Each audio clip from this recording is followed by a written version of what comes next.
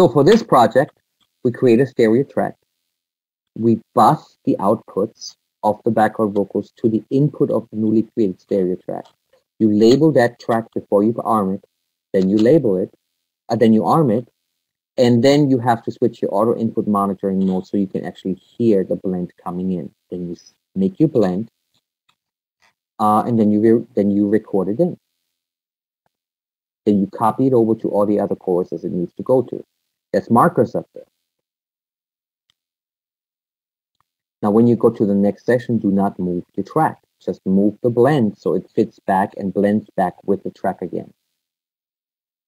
Same principle, by the way, you already know. It's the same principle as when you record instruments into other tracks. Then, so you have come the lead vocal, you have blended the background vocals. All you have to do now is create a new blank session and import the 2-track, which is the music bed, the comp lead vocal, and the background vocal blend track. Then create a rough mix from that. So those are all the steps. If you reduce the file size correctly by going into the clip window and selecting unused audio and deleting it, you should get this under 100 megabytes, but maybe not. I've gotten some that were 200 and they were actually deleted. It depends on how you're comping, how big the session is going to be. But regardless, you're going to send me the whole thing through Gabler. Do not send me the project session. I want the whole folder. Session audio files are important because you are creating new audio this time. This is different from the first one, right? You all understand that.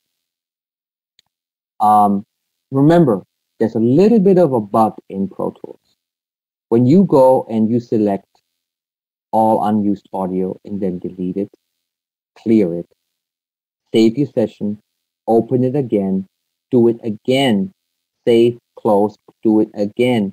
Because I have seen so many sessions that have 20 unused audio files, and the student swears to me that they did it.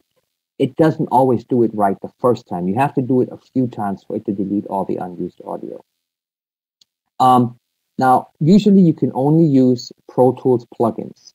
So when you're doing a rough mix, you have to put an EQ and compressor and de-esser on each vocal. Okay. Then you have to set up a time-based reverb so you can send the vocals to a little bit of reverb, and you have to create a nice blend. Because I do have Wave, if you have Waves, you're allowed to use it. Do not use any plugin that's not standard Pro Tools or Waves. Okay? I don't have it, and if I can't open it, I can't grade you. Rough mixes are an important skill and often overlooked. How long should you guys think you should spend on a rough mix? 30 minutes, 15 minutes? Sometimes people spend 5 minutes on a rough mix. I don't think that's enough. I think when you start spending more than 30 minutes on a rough mix, it's not a rough mix anymore. So there's kind of this time where we have to, 15 to 30 minutes where we say, okay, how are we spending this time? Well, what's the most important thing people are going to listen for when they listen for this rough mix? The vocal. And what else? An idea of how it's all going to sound together. So yes, they want to hear the vocal first, right? But they also want to hear how it sounds with the music, and they want to hear the music. So how important is it that the level of the vocal is not too loud and too low? The thing that can happen, and this is really the danger of rough mixes. I hate giving rough mixes to artists, but they always want one. Can I take a CD home? I want to see how it sounds. And now you have to spend a little time on it because you don't just want to give them what is up right now at this point, because they're going to go home, they're going to listen to it, and if it doesn't sound like a record that they're also playing, whose fault is it? It just doesn't sound like a record. I'm so loud. I'm not going to be that loud.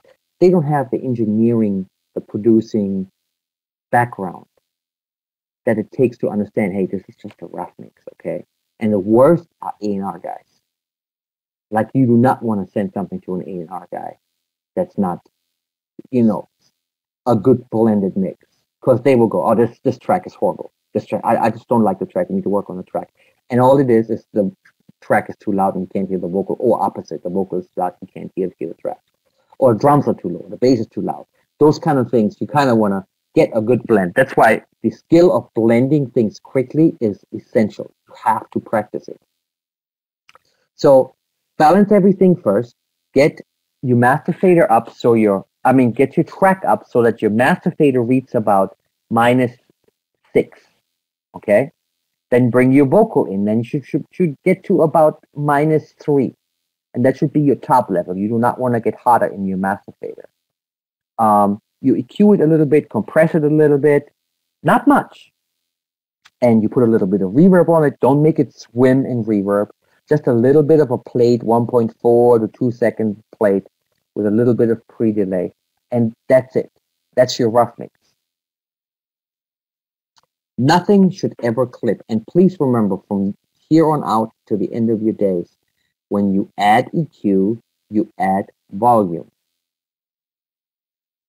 So when you have a level that is as -3 right now, and you decide you're going to add 4 dB of 9K and 2 dB of 12K and another 2 dB of 200K, you just added 3 dB to that level.